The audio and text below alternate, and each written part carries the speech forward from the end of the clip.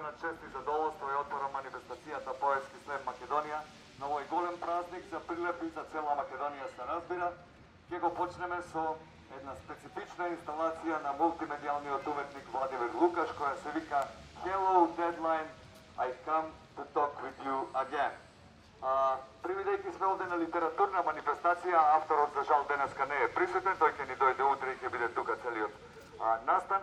Јас ќе ви прочитам две-три стихови, две-три песни од познати македонски автори.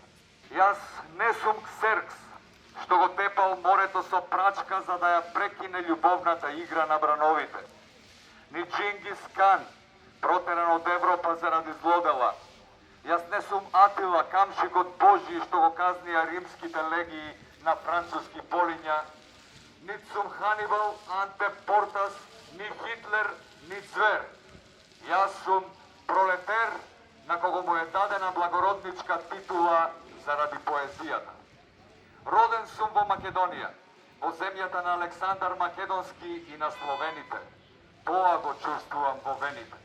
Мојот освојувачки поход го започна во раното детство од село Острилци. Прво го освои Багдад со помош на Шехерезада, потоа Вавилон со Библијата. Сега ги освојувам Европа и Америка со поезијата. Европа и Америка се влюбија во мојата убавина и ја наградија мојата поезија со премија за најголема верзија. Европа и Америка ми помагаат во светската војна со натрупаната антиматерија. Јас сум и потребен на светската историја. Кога ќе стигнем во некој град, прво ја освојувам тврдината, потоа гледам дали градот е направен по моја мера и му ја додавам поезијата. До каде да стигнам, оставам патишта за иднината. Што и да допрам, станува фигура на времињата. Во средината на градовите ги поставувам цвеќињата и подигам национални паркови во околината. Подигам триумфални капии од виножита. Со моите поетски знаци ја обележувам цивилизацијата. Кој ќе ја научи се измологијата на мојата поезија, слободно ќе се движи низ цела вселена. О, Македонијо, колку време требаше да помине од Александар Македонски до мене. Александар беше космотвор, а јас зборотвор. Мојата поезија ја брани историјата од црвојадина. Кога мојата поезија ќе освои цела цивилизација, ќе подигнам светска држава. Царство поетско, царство небеско. Сонцето ќе стои на среде небо и ќе ги говори моите стихови. Се слушаат викови, звездите треперат од страст. Мојата публика ја пронајде вистината и се љуби во минатото, сегашноста и во иднината. Јозеф Ц. Бошковски, освојувачот на градови, дами и господа.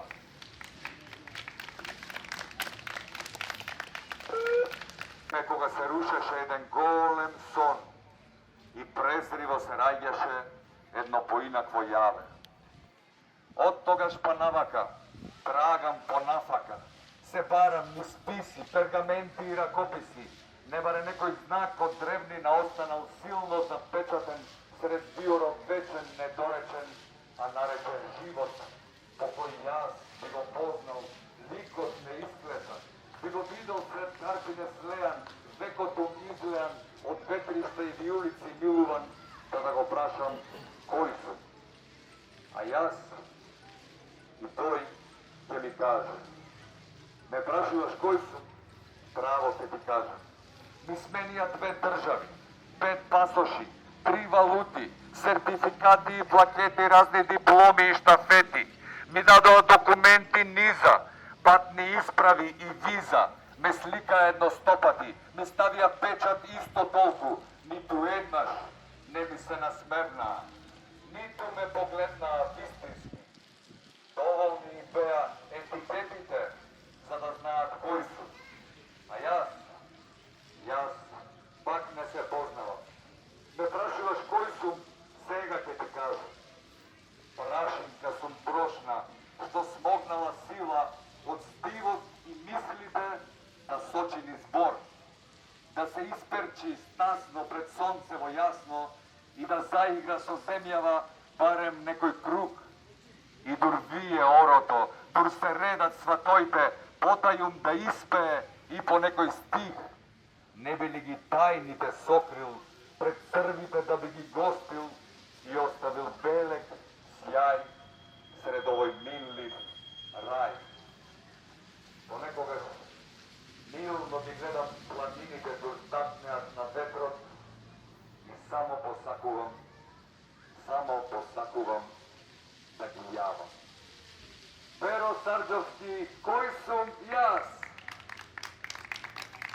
Песната се вика Джиш тема слобода. Како што веќе спомнав еднаш одамна, јас сум многу малечка. Бидејќи малку разбирам, многу прашувам, но истовремено имам и една детинеста, тајна интелектуална фантазија. Имено, многу обожувам кога зборот слобода се наоѓа. Запечатен врело како бакнеш или како тазе подковица на устните на моделите на рекламите, во тефтерите на политичарите, во ајфоните на омладините, во ајпедите на двогодишниците, во писанијата на дежурните медиумски третосменци, во лудачкиот сјај на очите на Трампови, во рефрените на екс-гренџерите, во психоделичните дискурси на трансерите, во сериските кодови на дроновите, во телата на керките на нафташите, во маловеганските кокошарници, во скопскиот отров, некритично изгледан на социјални медиуми, во телевизиските јавувања од страна на средовечни мажи, кои таму еднаш некаде ја прочитаа 50 Shades of Grey, кога нивните сопруги голтаат мартинија со капки солна киселина. Исто така многу ми е симпатично кога слобода е врежан прецизно и храбро во тестисите на конјот на воин, во религиозните книги со тврд повес и во преданијата на фунзите. Или уште подобро, кога блеснат како они во прес-конференциските сали на терористите, мислам револуционерите, така да речемте фанатиците, оние пеер со пушкине, или во милосрдието на фашистите, газдите или мекотелите, супергероите, таблоидите и наравно во советите, добиени од енергетските вампири, во малиот космос наречен The Land of the Sun. Или начкраван со креон на издупените сидови на робијашките келии, може би и насликан на колите, одлични, мощни силиконски гради на активистка со идентитетска криза, ретка пулмонарна болест и 4-годишен gender non-binary внук, додека протестира за основното човеково право за добивање на услуга педикир, за вонбрачно дискриминираните кученца со синове. Потем, зашто толку ретко зборуваме за абортусите? Впрочем, толку секси збор, нели? Јас просто се возбудувам додека наслушнувам, додека магичниот, шармантниот, сексипилниот, недопатливиот, арогантниот, превогатиот, ужасниот, ограничувачкиот, манипулативниот, бирократскиот, патетичниот, интимниот, шизичкиот, ризичниот и мощне змејски збор слобода доаѓа. Така знаете, милозвучно и суптилно, како слонски тропот по земјава намачена, како несмасни сизиковски камења кои се тркалаат од Свети Пантеле. Како нифилистот вардар од површината на неокортексот на некои платнени мегафони од глупците кои живеат во канализацијата врз која пишува Коце Металец на 200 метри од еден јагленисен надпис колективно студио Матек. Просто еве, се насолзувам од среќа кога го чувствувам како вибрира од поетичните грла на самопрокламираните пророци, исцелители, водачи, анархисти, бајачи, хеликоптер мајки, а исто така и од бебињата со Че Гевара мајчки, ќе ти купам една бе, или од басилавите чакри на ранетите елени, прашајме друг пат и несватените уметници. Дури затреперувам како пролетен лист воетен само тогаш, кога New Age хипи конзумеристи и Страдивариус Рейс млади селки ми го говорат нежно, уз контравас на уште. Слобода. Пајако, слобода, пајако, слобода. Притоа, куцкајки на компјутерчињата во